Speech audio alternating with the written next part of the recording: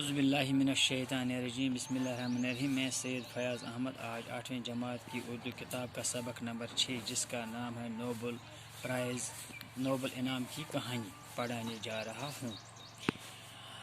Alfred نے diamond کی ایجاد اس لیے نہیں کی تھی۔ الفریڈ جو سائنسدان تھا اس لیے انہوں نے ڈائمنڈ کی ایجاد نہیں کی کہ کہیں اسے جنگ کے لیے استعمال کیا جائے کہ وہ ڈائمنڈ جو ہے وہ کسی وقت جنگ میں استعمال کی جائے اور انسانی بستیوں کو تباہ و برباد کیا جائے اور انسانی جو بستیاں ہیں وہ تباہ و برباد ہو جائے۔ اس ایجاد سے ان کا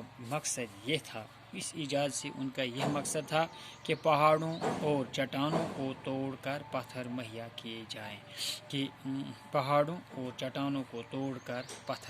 کیے جائیں اور کانوں سے دھاتیں برآمد کی جائیں۔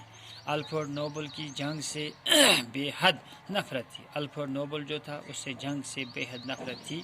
ان کی دلی خواہش تھی کہ دنیا کی تمام قومیں آپس میں امن و صلح کے ساتھ رہیں، کہ دنیا کی تمام قومیں جو ہیں وہ امن و صلح سے رہیں۔ اسی لیے ہر سال انعام اس شخص کو دیا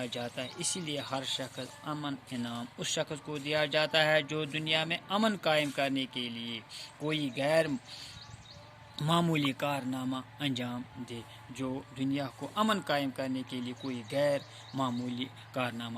دے۔ الفریڈ ایک لڑکی سے شادی کرنا چاہتے تھے مگر اس کا انتقال ہو گیا وہ مر گئی۔ اس سانحہ کے بعد انہوں نے اپنی ساری دولت نیک کاموں کے لیے وقف کر دی۔ اس سانحہ کے بعد انہوں نے اپنی ساری دولت جو ہے وہ نیک کاموں پر انہوں نے وقف کر دی۔ انہوں نے تمام عمر شادی نہیں کی اور یہ وصیت کی کہ ان کی آمدنی سے ہر سال انعامات دیے جائے۔ لہذا ان کی وصیت کے مطابق ہر سال دنیا کے بڑے سائنسدانوں، ادیبوں، ماہرین